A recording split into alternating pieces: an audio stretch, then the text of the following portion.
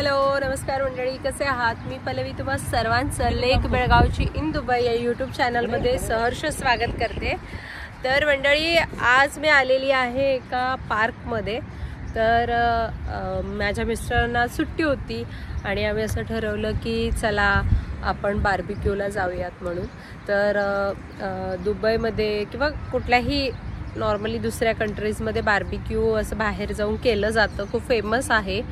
तर मी आणि मिस्टर स्मरण तिघेच आम्ही आलोय। तर आता सुरुवात करतोय, सगळी जोडाजोडी सगळी करतोय। तर आता तुम्हाला दाखवते, चला मग सुरुवात करूया आजच्या आपल्या ब्लॉगला।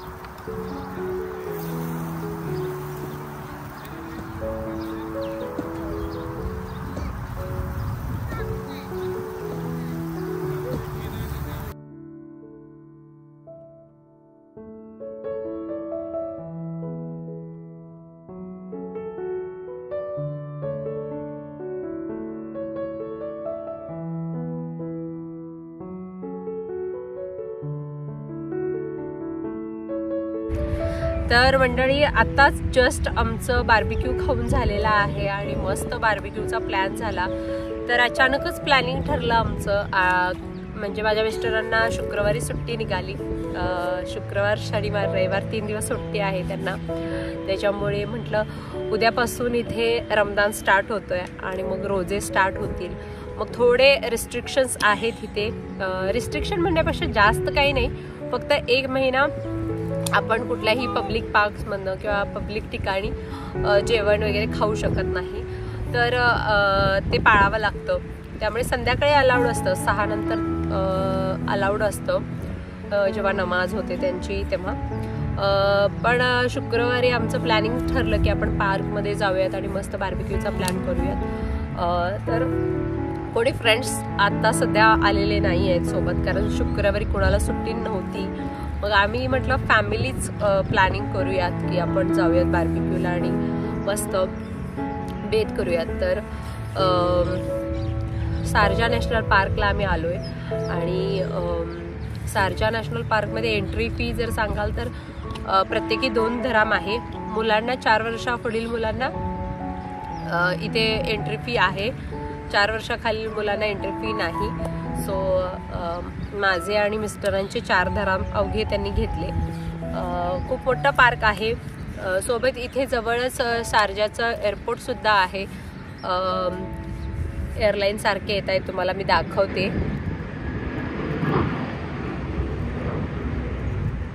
सो इथेच एअरपोर्टसुद्धा आहे शारजाचं.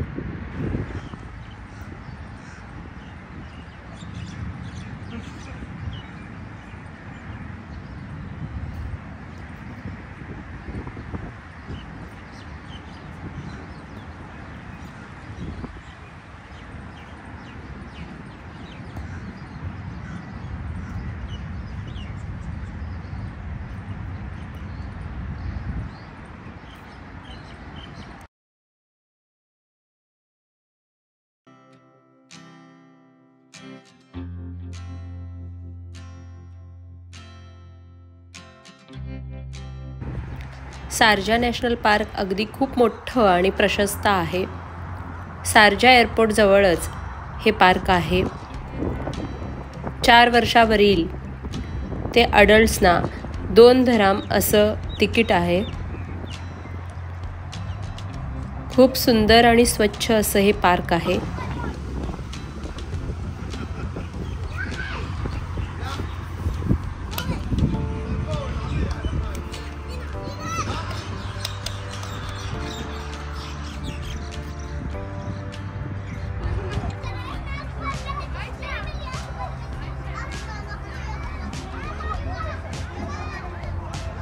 ये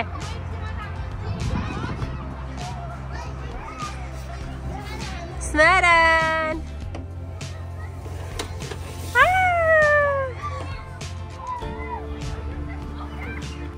जे कोणी शारजा एअरपोर्ट नियर बाय असतील त्यांना हे जे पार्क आहे ते अगदी जवळ आहे.